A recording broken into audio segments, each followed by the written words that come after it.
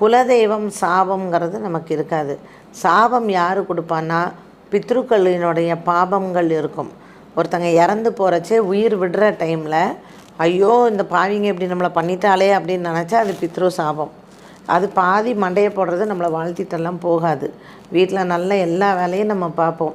போகும்போது எதையாவது ஒன்று அதுங்க என்ன நினைக்கிறதுன்னு தெரியாது. அதனால் முக்கால்வாசி குடும்பங்களில் இந்த இறந்து போகிறவங்க பண்ணுற ஒரு மன கஷ்டங்கள். அப்போது தெய்வங்களை விட பித்ருக்களுக்கு பவர் அதிகம்.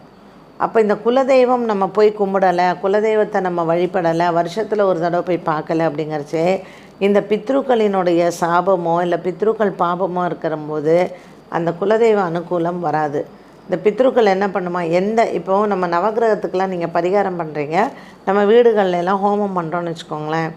இந்த தேவதைகள் இந்த நவகிரகம் நம்ம ஹோமம் முடிக்கிறோம்,